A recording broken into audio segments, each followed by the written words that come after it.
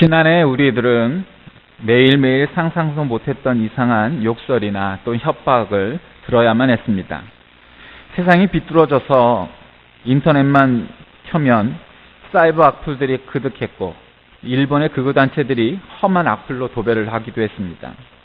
이런 치졸한 것들을 일부러 보지 않으려고 하면 그만입니다만 눈으로 보지 않을 수 없고 귀로 들지 않을 수 없는 신문과 방송을 통해서 또한 그런 것들이 있었습니다. 바로 북한의 공공연한 언어폭력들이었습니다.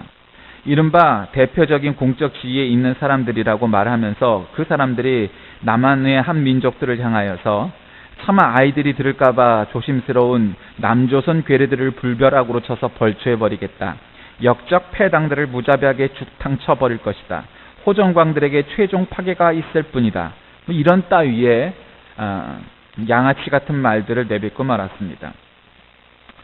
참으로 이런 일들을 겪으면서 우리 민족은 살다 보면 우리나라에 얼마나 어려운 일들이 많이 있는지, 그리고 또 이 나라가 참으로 참다운 평화를 얻기 위해서 얼마나 많은 일들이 있어야 할런지 상상을 해보기가 어려워졌습니다. 하나님께서 사랑하시고 구원의 땅으로 삼으신 한반도에서 화평이 깨지고 핵무기가 폭발하는 그런 무서운 일이 벌어질 것인지, 그렇다면 하나님께서는 도대체 이 땅에 어떠한 조치를 내리실 것인지 하나님의 미래 계획을 알고 싶은 마음들이 간절합니다. 따라서 우리 그리스도인들에게 이사야 시대의 애국적인 백성들처럼 나라를 위한 기도가 얼마나 절실하게 요청되는 때인가. 그래서 오늘 이 이사야서 말씀을 중심으로 결의의 평화를, 이런 제목으로 말씀을 나누고자 합니다. 이사야는 평강의 왕이 오기를 기다리고 있습니다. 평강은 세상을 화평하게 하는 평화로운 상태를 가리키는 말입니다. 하나님과의 관계를 통해 형제와 이웃과 나라의 평안을 이루기 위한 용어로는 성경의 평강, 화평, 평화 등이 두루두루 쓰입니다. 영어로는 peace 또는 harmony, 헬라어 원문엔 에이레네, 또 구약 성경에는 샬롬 등과 같은 단어들이 바로 그에 합당한 말입니다. 구약 성경에 나오는 그런 말들, 신약 성경에 나오는 말들은 다 내 마음의 평안으로부터 시작하여 전쟁의 종식, 하나님과의 관계 회복에 이르기까지 총체적으로 모든 것에 수반되는 화목과 평안을 두루 포함하는 내용입니다. 그것이 바로 샬롬입니다. 사람들이 가장 원하고 찾는 것이 바로 이것임에도 불구하고 완전한 샬롬은 이루어지지 못했습니다. 세상에는 단 하루도 전쟁이 그친 적이 없었고 아직도 이 땅에는 수많은 폭력과 전쟁이 난무하고 있습니다. 인간의 거짓과 욕심은 갈수록 늘어가기만 해서 샬롬과의 반대의 길을 걸어가는 것입니다. 그러다 보니 하나님과의 관계가 온전하게 이루어질 수 없습니다. 주님께서는 산상수훈에서 7번째 복의 선언을 이렇게 하셨습니다. 화평하게 하는 자는 복이 있나니 그들이 하나님의 아들이라 일컬음을 받을 것이며. 그렇습니다. 하나님께서 이루시기를 바라는 화평을 위해 노력하는 사람, 즉 피스메이커, 평화를 만드는 사람은 복이 있고 그가 바로 하나님의 아들이 되기에 합당하다 하는 말씀입니다. 아들이란 아버지의 일을 이어받아 행하는 존재입니다. 화평의 하나님께서 이 세상에 이루려 하시는 뜻을 받들어 화평하게 하는 자는 진정 하나님의 자녀인 줄 믿으시길 바랍니다. 히브리서의 말씀에 보면 우리에게 인생의 숙제를 하나 주고 있습니다. 모든 사람과 더불어 화평함과 거룩함을 따르라. 이것이 없이는 아무도 주를 보지 못하리라.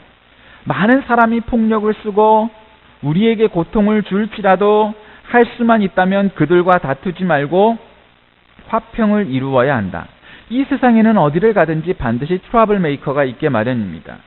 싸움과 갈등을 유발하는 사람, 그 사람이 곁에 오면 아무것도 아닌 일이 오해를 불러오고 관계가 이상해지기 시작하여 끝내 공동체가 무너지는 결과가 오고 마는 사람.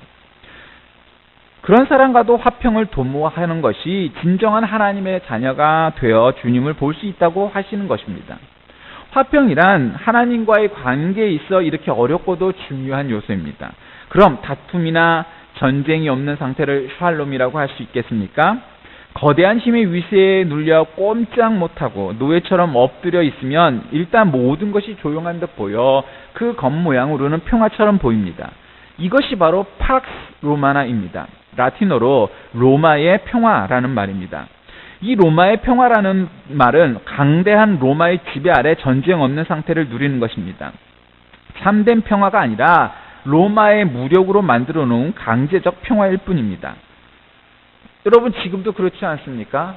남북한이 맞서 있는 이 한반도 땅에 중국과 일본이 또 여러 가지 이유 때문에 지금 대치해서 사실은 언제 전쟁이 난다 해도 그리 이상할 게 없는 상황입니다. 미국과 러시아는 조금 저기 하지만 이제 미국과 중국이 또 그런 관계에 또 놓여져 있습니다. 한반도를 둘러싼 이 6개국이 언제 부딪혀도 이상할 일이 없이 보입니다. 그래서 이 팍스 로마나라는 개념이 20세기 들어서 팍스 아메리카나가 되어서 미국의 무력이 세계를 지배하는 그러한 시대가 되어 미국의 평화 시대가 오기도 한 것입니다. 지금은 핵의 평화 시대입니다. 뉴클리어 피스라고나 할 수 있을까요? 핵무기를 만들어 놓고 야 니네 까불면 이거 다 터뜨려 버릴 거야. 그러면서 이게 터지면 모두 죽으니까 서로 전쟁하지 못하는 아주 암묵적인 그러한 평화의 시대가 되었고 68년 전 일본에 투하되었던 2개의 핵폭탄을 우리가 떠올려 본다면 여러분 지금은 그거보다 몇십 배, 몇백 배, 몇천 배 강한 폭탄을 갖고 있는 것을 우리가 알게 됩니다.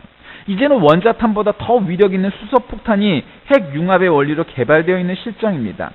여러분 그 파괴력은 상상을 초월해서 만약에 그것이 실수이든 아니면 고의든 간에 수소폭탄 하나가 대규모의 그 사람들이 밀집되어 있는 지역에 만약에 터뜨린다면 아마 이것은 우리가 상상도 할 수 없는 큰 파괴력을 보여서 많은 사람들이 살상되는 결과를 얻게 될 것입니다. NPT, 핵 확산 금지 조약이 1970년 이후 지구상 여러 국가 사이에서 발효가 되었습니다. 당시 이미 핵무기를 가진 나라는 미국, 러시아, 영국, 프랑스, 중국 5국가입니다. 이 핵보유국들이 곰곰이 생각해 보니까 다른 나라들이 계속 핵무기를 개발해 나간다면 큰 문제가 생길 것 같았습니다. 핵전쟁 앞에서는 강대국이라는 개념도 사라지고 말 것이 자명하기 때문입니다. 그래서 아직 핵무기를 소유하지 않은 나라는 핵을 개발하지 못하도록 막고 이미 핵을 보유한 국가는 핵 제조 기술을 다른 나라에 이전하지 않기로 하는 조약을 맺은 것이 바로 핵 확산 금지 조약 NPT입니다.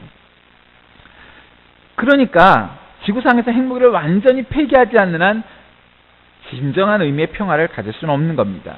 그래서 우리나라는 별로 이 좌우파의 그 개념이 명확한 나라가 아니기 때문에 사실 그렇지만 이 유럽이나 미국처럼 좌우파의 그러한 노선이 분명한 나라들은 분명히 좌파의 개념이 있습니다. 그것은 반핵, 반전쟁과 같은 일들의 노선을 걷는 것이 좌파입니다. 핵보유국들은 자기의 핵을 없애지 않으면서 핵전쟁을 막는다는 명분 아래 비보유국들이 핵활동을 감시하고 그들이 개발하지 못하도록 막습니다. 여기에 반기를 들고 NPT에 가입하지 않은 나라들이 인도, 파키스탄, 이스라엘, 이란 등인데 이들은 사실상 모두 잠재적 핵 보유국들이고 실제로 암암리의 핵 보유국가라는 것을 인정하고 있는 상태입니다. 인도와 파키스탄은 서로 작지 않은 나라이기에 서로 마주하면서 뿌리는 같지만 종교적인 대립, 정치적인 대립을 통해서 서로가 개발을 했고 또 이란과 이스라엘, 이 중동의 국가들도 역시 비슷한 이유 때문에 개발했습니다. 그 외에도 개발이 의심되는 국가들은 10여 개 정도를 헤아린다고 하는데 이 가운데 가장 우려되는 것은 여러분이 아다시피 북한입니다. 북한은 NPT를 탈퇴하고 핵실험을 계속하면서 노골적으로 전쟁 위협을 하고 있습니다. 가난한 백성들을 외면한 채 군사대국이 되어 미국에 맞서고자 하는 것이 북한 정치 지도자들의 의도입니다. 한반도 남쪽에서 평화롭게 살고 있는 같은 민족을 일종의 전쟁 볼목격으로 삼아 위협을 가하고 있는 이유가 바로 이것입니다.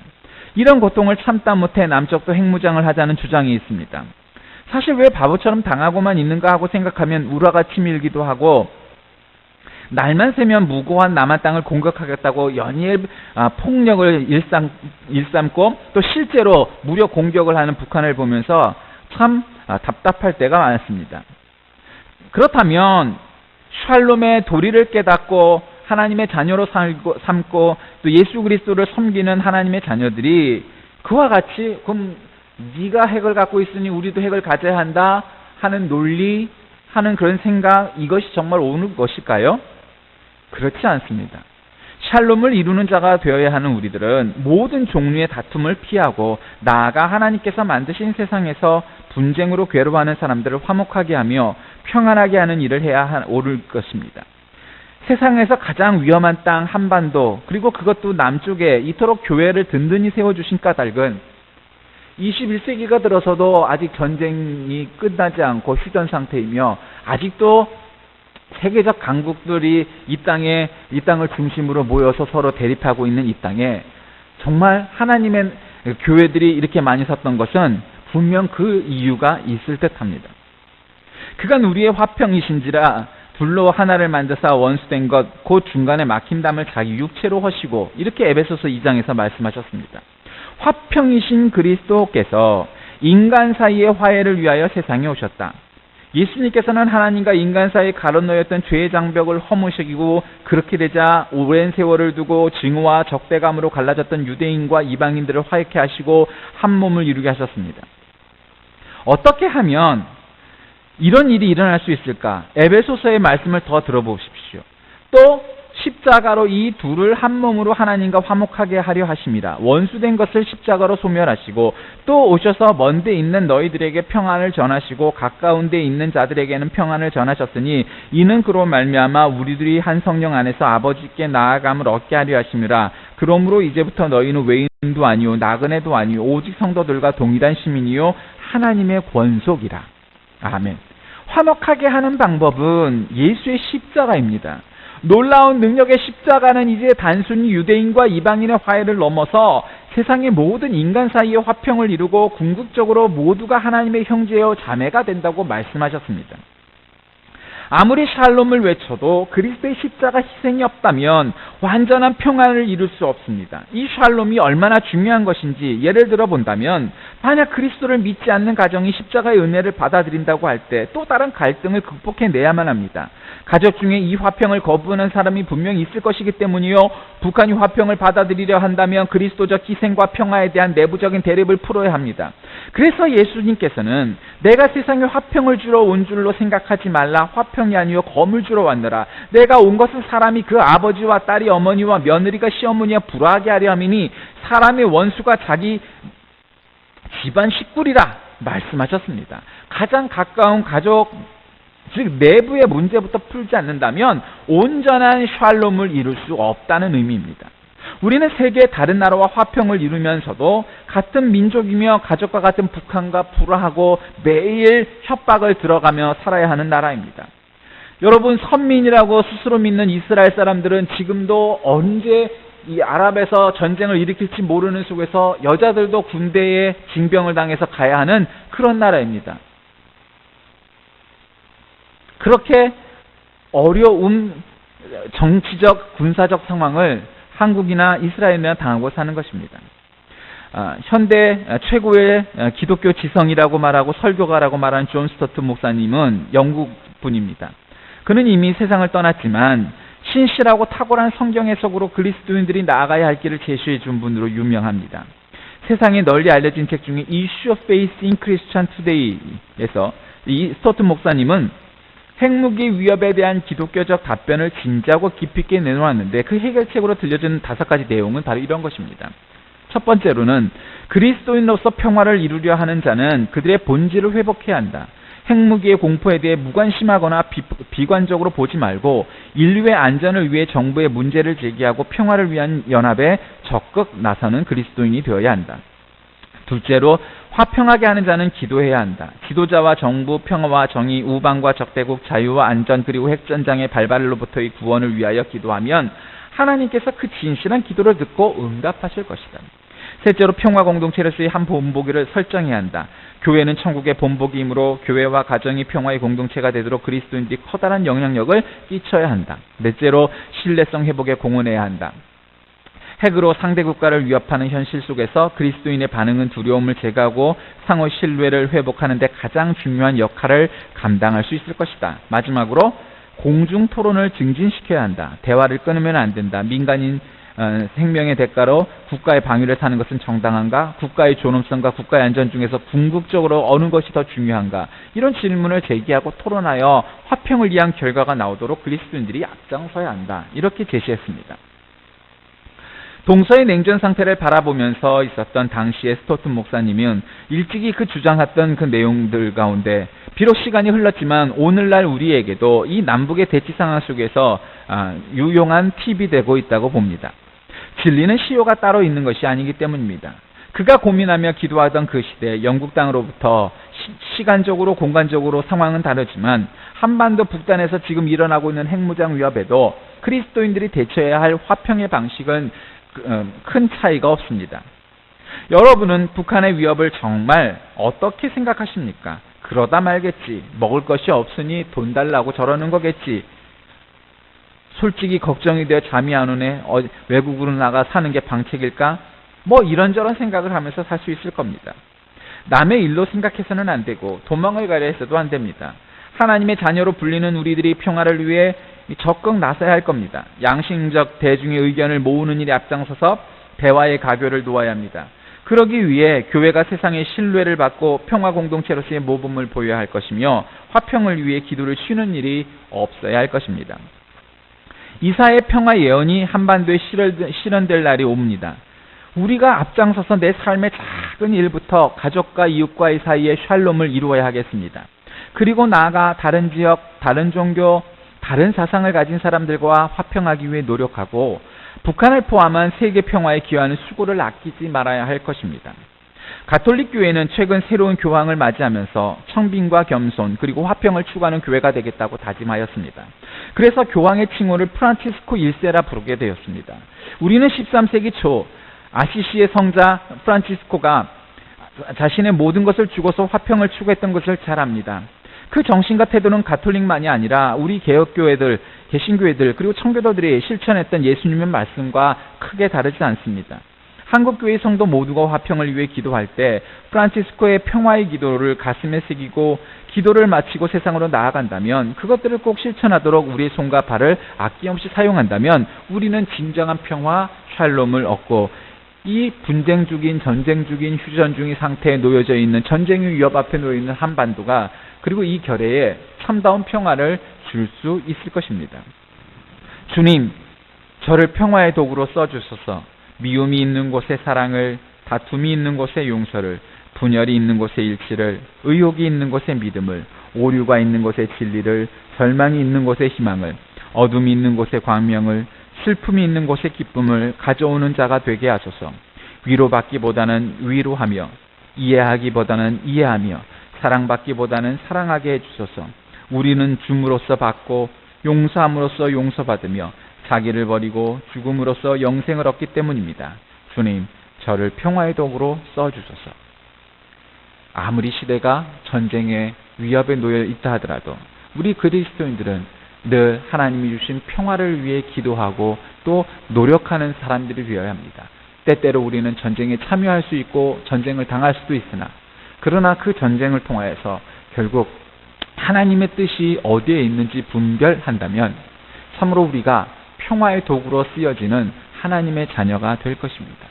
결의 평화를 위하여 기도하고 또 우리가 몸소 실천하는 한국 교회가 된다면 이 한반도에 그리고 세계 평화에 앞장서서 하나님께서 이 작은 땅덩어리에 이토록 교회를 세우시고 그리스도인들을 둔 까닭이 무엇 때문이었는지 드러나게 될 것입니다. 이를 위해 애쓰는 저와 여러분 다 되시길 주의 이름으로 간절히 기도하겠습니다. 하나님 아버지, 오늘도 거룩한 날 주의 전에 나와 예배드릴 수 있게 하신 은혜를 감사드립니다. 전쟁의 위협 아래 놓여있는 이 한반도 그리고 이 갈라진 결의에 참다운 평화의 의미를 깨닫게 하시고 그 평화에 앞장서는 한국교회가 되게 하셔서 참으로 세계 속에서 가장 전쟁의 위협이 높아져 있는 한반도에 참다운 평화의 물결이 흐르게 하시고 평화의 바람이 불게 하여 주옵소서. 그래서 이 나라가 평화적으로 통일되게 하시고 세계 평화에 기여할 수 있는 힘과 믿음을 허락하여 주소서. 예수 그리스도의 이름으로 간절히 기도드립니다. 아멘.